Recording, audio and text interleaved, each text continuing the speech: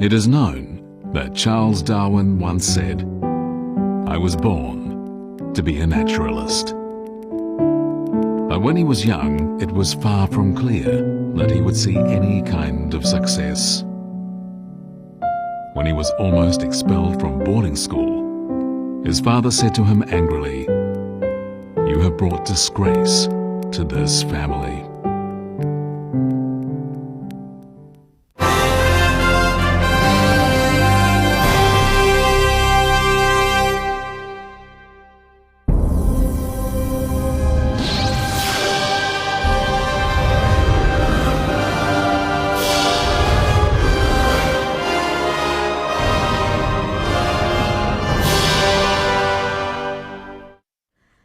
Hello and welcome to Journeys in Time, in which we explore the past and the world we live in. I'm Dang Bing in Beijing. Today we're beginning a brand new series all about the great naturalist Charles Darwin. The series was made by China Central Television to commemorate the 200th anniversary of Darwin's birth and the 150th anniversary of the publication of his classic work on the origin of species. In fact, this was the first original biographical documentary about a foreign figure ever made by CCTV. In all, from preparation to filming and post-production, the series took over a year to complete. Some of that time was spent in England, where our CCTV crew visited a number of places associated with Darwin, including his birthplace in the town of Shrewsbury, as well as Cambridge and Oxford universities. There, they conducted a series of interviews with experts on Darwin, which put together give a fascinating picture of the glorious, but at times troubled life of the great naturalist.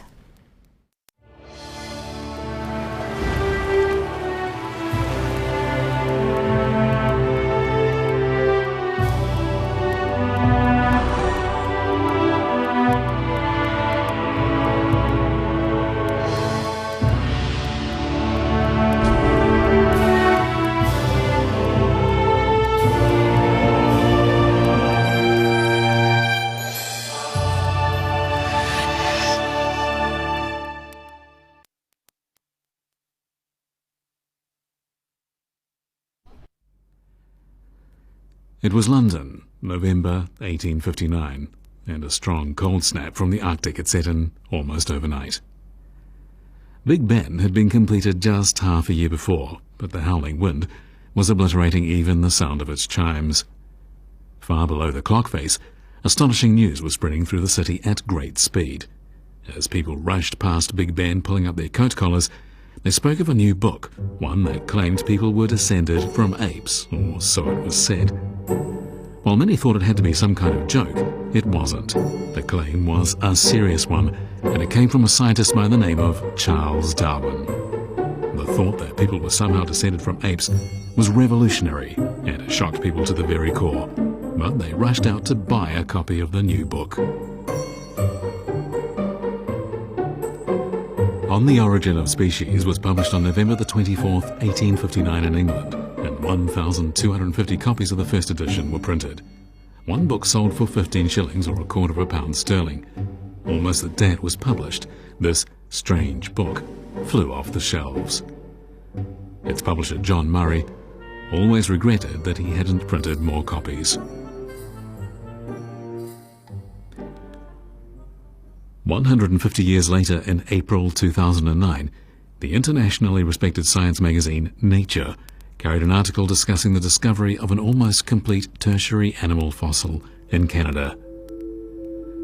This ancient animal is an ancestor of the modern seal, and incredibly, it has 4 limbs like a land mammal rather than fins like today's seals. The discovery of this seal with feet means that international academics have even fewer doubts about the great scientific master's theory.09年那个研究反过来还是再次支持了达尔文的进化论。当时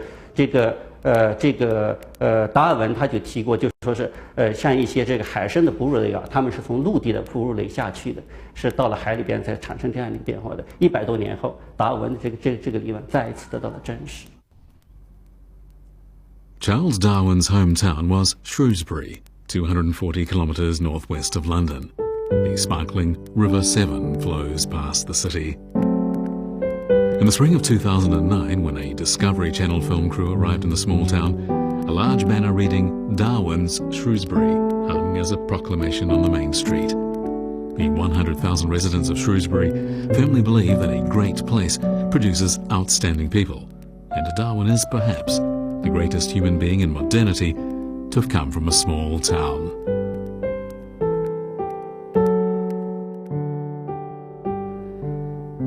Darwin was born 201 years ago on February the 12th, 1809, in a house in Shrewsbury. The house was then called Mount House, having been bought by Darwin's father. The family had moved into this newly constructed house 9 years before Darwin was born.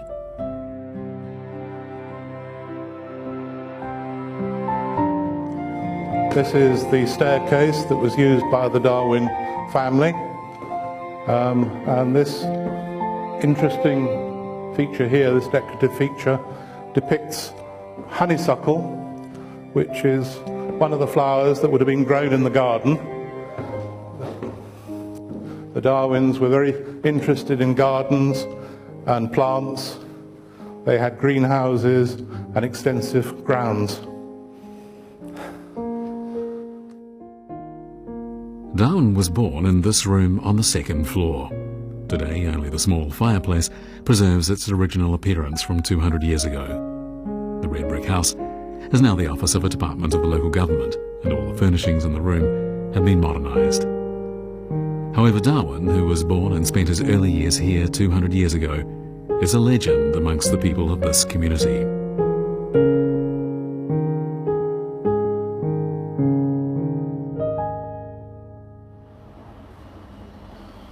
Can you tell me something about Darwin when he was a child? Yes, of course I can. Let me just put this down.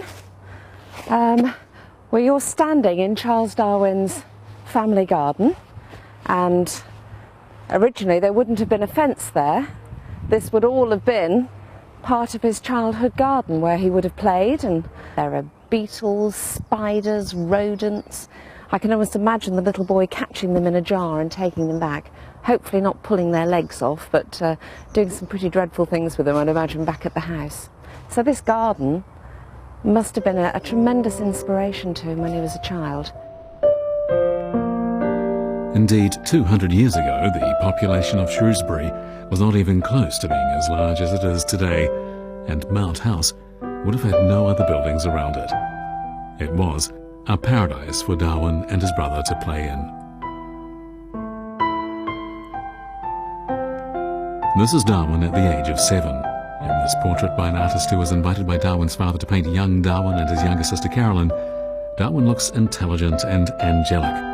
In his hand, he's holding a small plant. Although Darwin never mentioned it in his memoirs, historians speculate that the plant was probably grown by Darwin.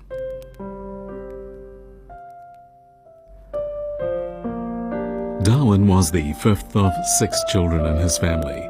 He had 3 elder sisters, 1 elder brother, and 1 younger sister. Darwin's father, Robert, was tall at over 1.9 metres, and he weighed 150 kilograms. In the eyes of the young Charles Darwin, his father's harshness was almost unrelenting. Darwin's father was a doctor, and he built his clinic and office right next to the family home. Darwin's father's surgical skills and sound medical ethics made him the most popular doctor in town, and at the same time, due to his sound financial abilities, he was able to give short-term loans to local businessmen. By the time Darwin was born, his father was already the richest man in the village. At that time, the banking industry in Britain was still in its infancy, and this means that Darwin's father was one of the earliest independent financiers in Britain.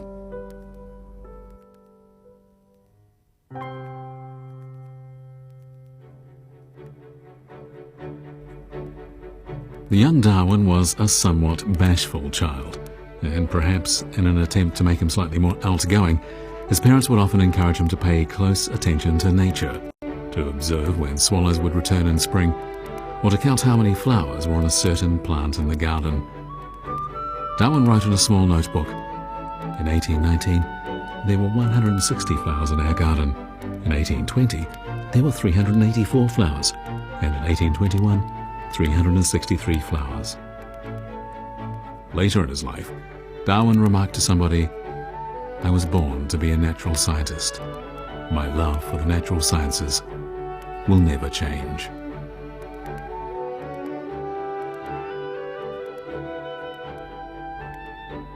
After Darwin became famous, many people attempted to interview his childhood friends to discover whether or not Darwin was a young genius. But they were left disappointed. Everyone who knew him thought that from the type of child he was, it was difficult to imagine how he became the man he did. For example, as a child he had difficulty pronouncing certain words in English, a fact he was often teased about. But it was also said he was a kind and honest child. One of his childhood friends later remarked that Darwin would often give people the rare flowers he planted at home. He was very friendly, cheerful, and active. I don't think that anything was ever said that suggested he had any kind of cruelty or hostility in his nature. He was a very friendly, easygoing person from early childhood right the way through to the end of his life. It was Darwin's father who apparently encouraged his boyhood interest in the natural world. But this wasn't his sole pastime. Along with his brother, young Charles would spend many hours in the storage room at Mount House conducting chemical experiments. Darwin was just 8 when his mother passed away, and he wept for a long time. His father never remarried. Darwin's elder sisters quickly attempted to fill the gap left by their mother in the hearts of Darwin and his younger sister. This is Darwin's second eldest sister, Carolyn. She was 9 years older than him. Carolyn married relatively late for the era, and she bore almost all the responsibility of looking after Darwin and his brothers and sisters.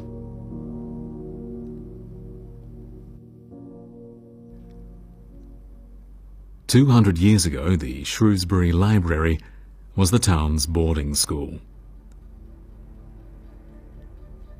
Several months after his mother passed away, 9-year-old Darwin was taken to the school by his father.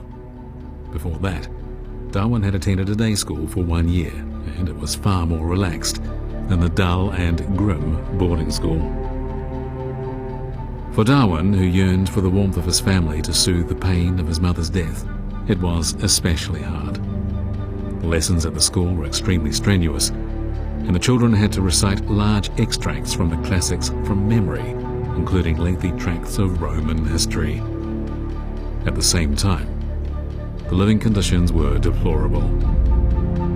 In the dormitory building next door, dozens of children shared the same room. The windows were narrow and small, and after a number of years the rooms were filled with a nauseating smell.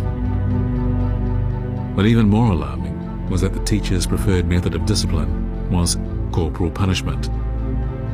The headmaster in particular liked to mete out this form of justice. When parents complained to the headmaster about the overuse of corporal punishment, he justified himself by saying, "I haven't hit the same child more than 3 times twice a week in 3 years." This statement, of course, actually implied that many of the children at the boarding school were beaten every week. Under the headmaster's otherwise benevolent appearance was a calculating and rather brutal man.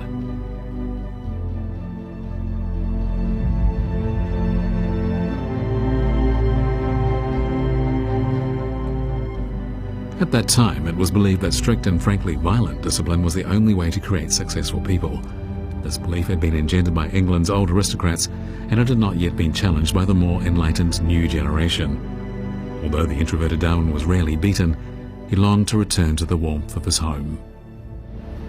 Charles was deeply unhappy. He did not enjoy his time at Shrewsbury School, and every opportunity he would seize to sneak away from his lessons to go home to chat with his sisters or roam around the meadows that surround the town itself, and very often young Charles could be seen running back to his lessons as the headmaster rang the bell, scared that perhaps he might get a bit of a smack for being late for his lessons. The school was 1.5 kilometres from his home, and on the way he had to cross a stone bridge over the River Severn. At break times or before lights out, the young Darwin would often run home as fast as his legs would carry him, his sister's excited welcome being his greatest reward. After only a few minutes, he would reluctantly leave the house and frantically run back to school, praying all the way that he would make it in time. Each time the school gate crashed shut behind him, Darwin would thank God for helping him to get back in time and being spared a beating at the hands of the headmaster. During this repeated performance of running between his home and school, Darwin always sang to himself, his sweet voice accompanying the clear, hurried footsteps. Quickly, quickly, back to my warm home where my loved ones are. Quickly, quickly, run back to that horrible school, for I don't want to be beaten. Darwin passed his childhood in this way, frequently running back and forth during the evenings. His teachers and classmates never noticed that his small leather shoes became worn far quicker than the other children's, or that above his large eyes his golden curly hair was often wet all over. In time, the 3-kilometre run there and back gave Darwin a healthy physique, and this meant he was never overwhelmed in his later years spent travelling the world.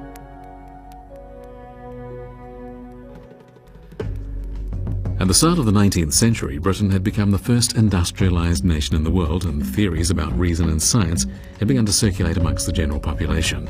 Scientists at that time had already confirmed through experiments that all matter is made up of tiny particles. British society had become fascinated with chemical experiments. People hoped that by understanding the essence of matter, they could further understand the world.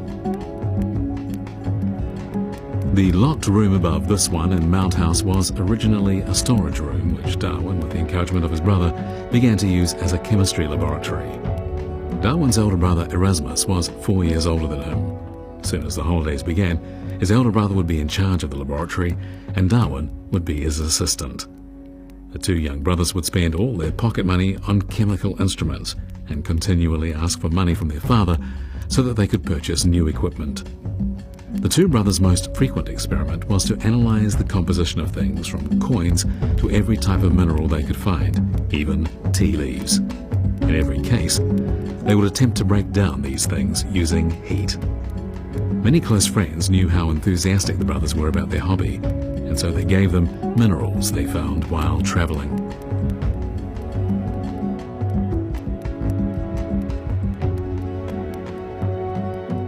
The year Darwin turned 13 years old, his elder brother went to Cambridge University, and Darwin inherited the small laboratory. He wrote his brother, telling him the results of his experiments.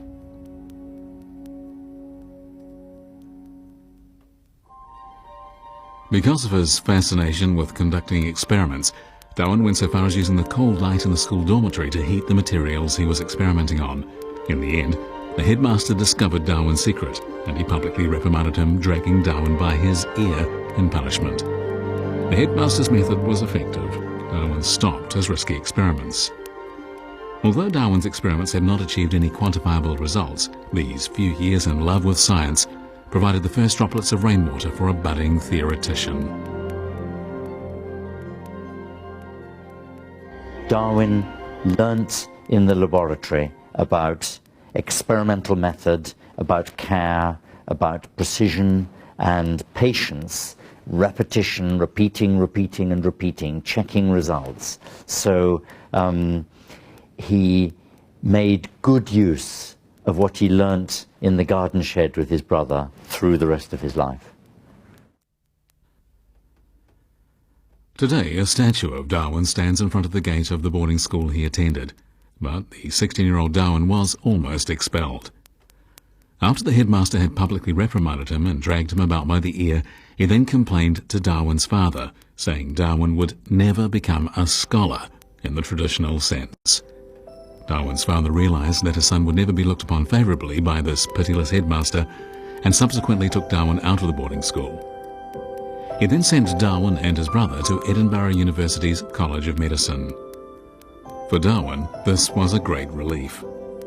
When he walked out of the boarding school where he had spent 7 years of his life, he said to himself, "At last I can leave this boarding school, and I will never return."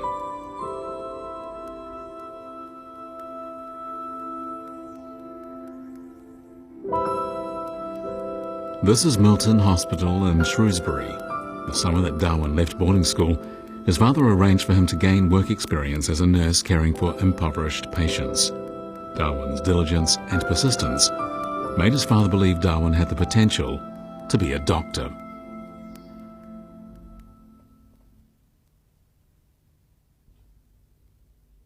The city of Edinburgh is, of course, the capital of Scotland.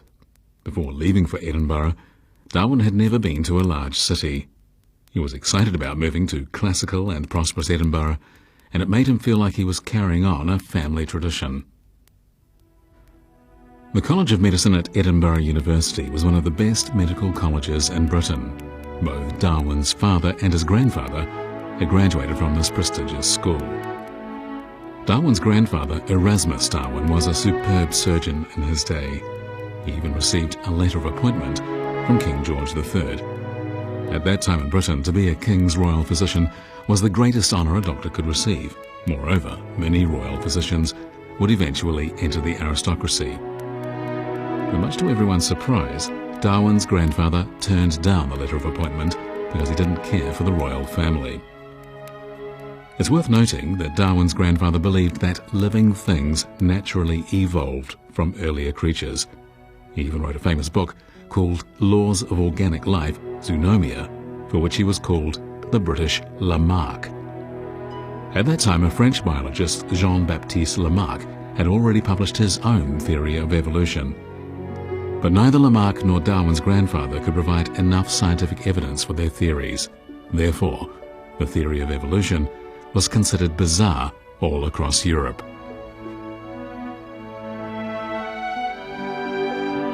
Darwin greatly admired his grandfather, who had by then already passed away, and he read his grandfather's book, Laws of Organic Life, during term time in Edinburgh. But to most British people who wouldn't have understood the laws of organic life, Darwin's grandfather was famous for his poetry. Indeed, when Darwin graduated and was advised to register with the HMS Beagle for his voyage around the world, the first reaction of the ship's captain, Robert Fitzroy, was, "This young person is Darwin the poet's grandson."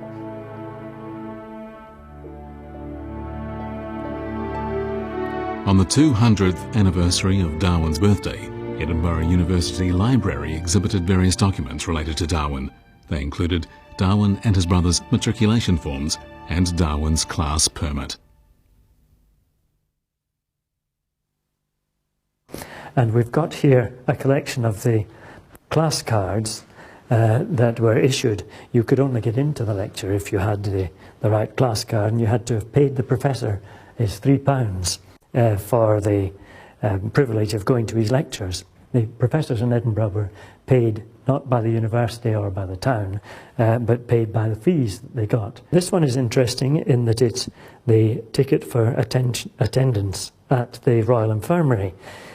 Also interesting is that he was obviously taking his medical studies seriously when he arrived, because he's started here by buying a perpetual ticket, which meant that you could go to the Royal Infirmary, observe patients, go to the ward rounds for as many years as you stayed at Edinburgh. That year, 16-year-old Darwin passed through this circular rite of passage and entered the lecture hall to study anatomy. However, this foundation class for surgical studies quickly repulsed Darwin. In January 1826, in a letter to his sister Caroline, Darwin wrote, "I chose Professor Munro's anatomy class, but I find Munro, as well as his manner and behaviour, disgusting." Professor Munro's father and grandfather before him had taught anatomy at Edinburgh University, and Darwin's grandfather had been a student of Professor Munro's grandfather. But it was clear that each generation of the Munro family was not as competent as the last, and Darwin and his classmates discovered that when Professor Munro lectured, he could be extremely forgetful, with the result that Darwin wrote in his anatomy notebook, "This bone is of no fundamental use." While watching Professor Munro carelessly fiddle with a cadaver using a rusty scalpel and blood-soaked forceps, Darwin found it difficult to suppress his growing feelings of astonishment and antipathy. In the end, he swore to himself, "In this lifetime I will not be a doctor. Neither myself, my sons, nor my grandsons who follow shall ever undergo a surgical operation."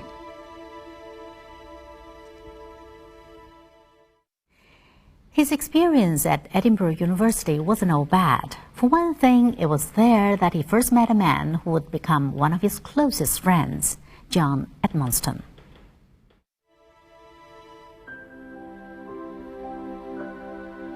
Of course, while studying and living in Edinburgh, it wasn't all bad. While in Edinburgh, Darwin became acquainted with an African by the name of John Edmonston. Edmonston lived on campus at 37 Lothian Road. Edmonston was born in Guyana in South America, and he was formerly a slave there.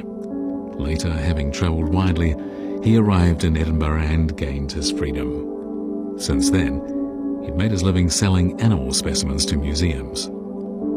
Darwin was convinced of Edmonston's masterful skills in producing animal specimens, and as a result, he paid Edmonston to teach him 1 hour a day for 2 months.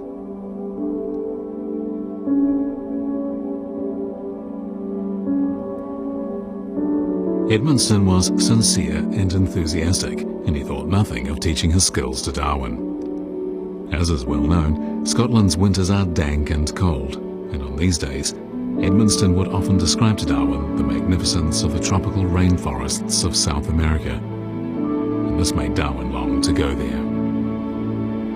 Edmonston's kindness also left Darwin with a favourable impression of the people from that region. Darwin wrote in a letter to his eldest sister, "This master is an extremely intelligent person who makes people happy." This type of statement was, in fact, extremely rare, because at that time, many people in the upper classes claimed that black and coloured people were created differently by God to serve white people. This argument even became the basis of the Europeans' colonisation and enslavement of coloured peoples.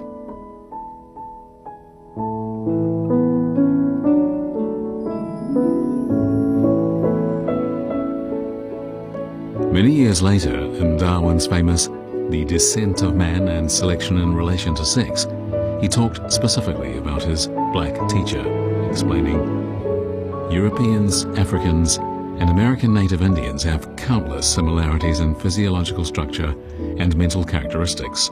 Therefore, without doubt, they have common ancestry and were certainly not, as Christianity claims, created separately by God."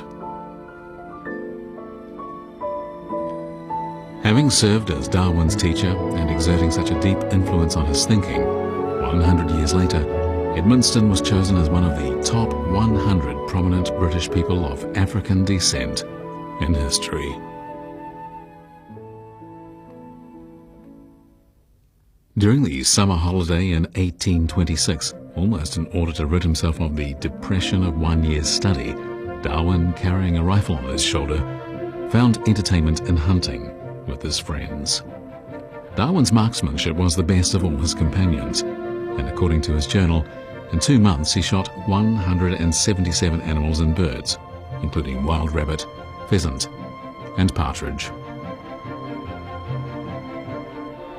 But Darwin's casual and unrestrained behaviour made his father furious. One day he scolded Darwin, saying, "You only know about hunting and playing with dogs. And not only have you not accomplished anything, you have covered our family in shame." The fierce scolding gave Darwin a jolt, because he regarded his father as having a generally correct understanding of people. Would he really become a loafer achieving nothing with his life?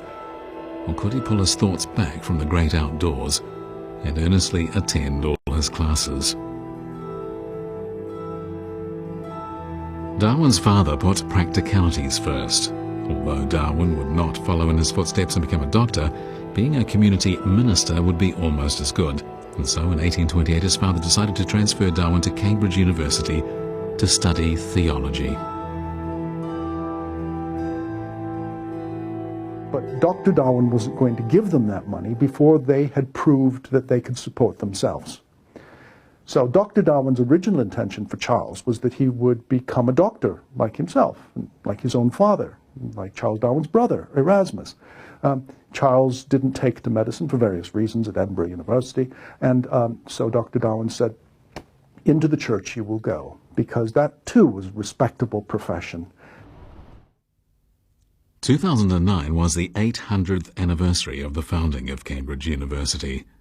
Before Darwin went to Cambridge, great thinkers and scientists like Francis Bacon and Isaac Newton had already passed through its doors. In front of the gate at Cambridge University's King's College, there is a young and tender apple tree. It is said that this young apple tree was planted on the exact spot as the tree where the ripe apple fell on Newton's head.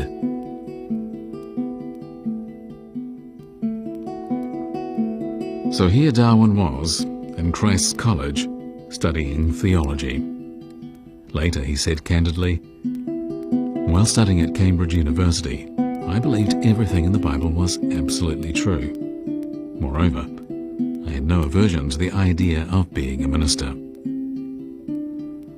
But in his later years, Darwin wrote in his memoirs, "Thinking about the ferocious attack ministers and bishops carried out on me, the longing I once felt for becoming a minister seems very funny." The relatively free environment at Cambridge University made Darwin feel that he had enrolled in paradise. Although he wasn't particularly interested in his theology classes, Darwin was filled with curiosity by the world outside his window. The exquisite environment of Cambridge reignited his childhood love for insects and plants. The small wooden bridges over the River Cam are one of the hallmarks of Cambridge University's scenery. In fact, the popular poem Saying Goodbye to Cambridge Again by the Chinese poet Xu Zhemo is about this. While reading theology at Cambridge, Darwin would often go down to the banks of the River Cam. But he wasn't paying attention to the clouds in the sky or the golden willow trees on the riverbanks. Rather, he was watching the insects brought down on the river. Darwin's biographer James Moore tells us that at that time the grain and firewood needed by Cambridge residents was brought from great distances on barges. After the goods had been moved to the pier, many insects would end up in the leftover wheat and dunnage straw. Darwin would pay people to go onto the boats and find all kinds of interesting insects for him.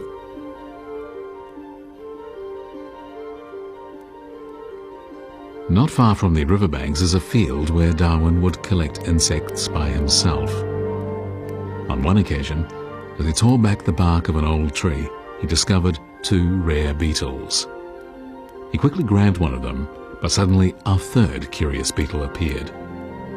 Without hesitating, Darwin put the first beetle in his mouth and closed it, but unexpectedly, the beetle secreted a peppery and acrid substance which burnt his tongue. It was so sore, Darwin had no choice but to spit the beetle out.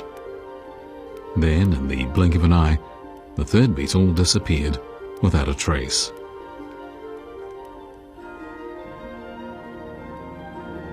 This is a cartoon of Darwin catching insects drawn that year by a Cambridge classmate. From his childhood until he graduated from Cambridge, Darwin had accumulated 10 years of experience in studying insects. He was already an expert. Just as he had made the acquaintance of Edmonstone and Edinburgh, in Cambridge Darwin met a teacher he greatly admired, Professor John Stevens Henslow. In his memoirs, Darwin wrote, "Professor Henslow's influence on all my undertakings is incomparable." Henslow was a mere 13 years older than Darwin. At the age of 26, he became Professor of Mineralogy at Cambridge, and at the age of 29, he became Professor of Botany. In Darwin's eyes, this professor was an omniscient odd fellow. Almost every week, Darwin would attend professor-student parties held at small taverns or at Henslow's house. People from all over would come together and talk about all sorts of different topics. Henslow had a vast knowledge of theology, botany, mineralogy, entomology, chemistry, and geology. Almost every sentence he spoke gave Darwin inspiration. But perhaps because he felt this was still not enough, Darwin would often accompany Henslow as he walked around campus. For this reason, at one time Darwin was referred to by teachers and students as the one who walks in Henslow's footsteps.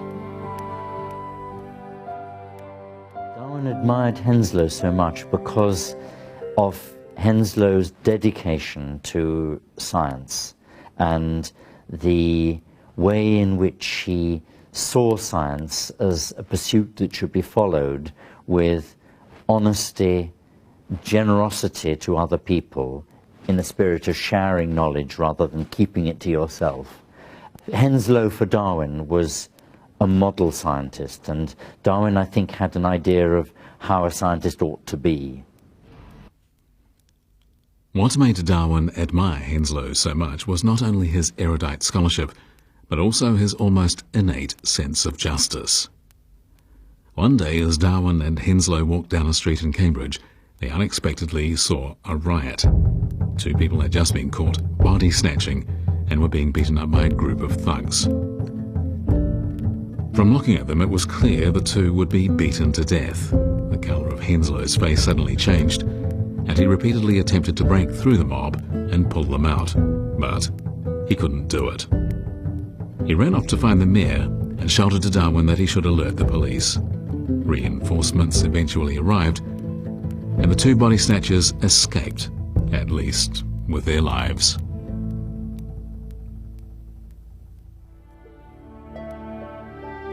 Today, Charles Darwin and Isaac Newton are the pride of Cambridge University. The small blue plaque tells the teachers and students of Cambridge, as well as its visitors, that this is the dormitory Darwin used to live in. Darwin said many times in the later years of his life, "The 3 years I spent in Cambridge were the happiest days of my life." I can see you smile, I can see you cry, I am happy for you, love, and as sad as you're alone, you can touch my hand, you can touch my heart, you show me what I've is, and you help me know the world.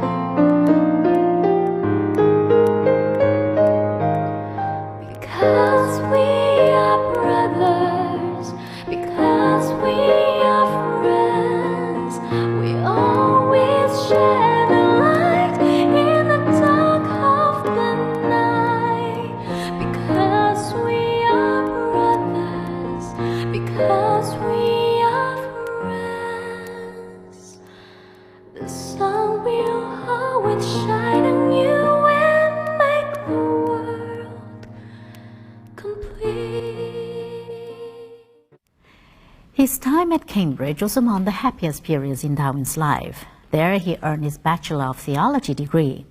However, there's great irony in the fact that he should have chosen to study theology, because later in life his work would challenge some of the principal tenets of Christianity and lead to him being accused of heresy. In our next program, we'll join Charles Darwin on his historic voyage on board HMS Beagle. Thank you for staying with us on today's Journeys in Time. I'm Dang Bing in Beijing. See you next time. Shortly after he graduated from Cambridge University, the young Charles Darwin was offered a chance to go on a long sea voyage. Overjoyed, he exclaimed, "At last I can go to South America."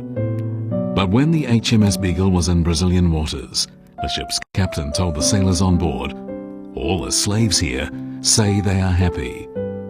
Darwin challenged him, saying, "Do you really believe what they said?"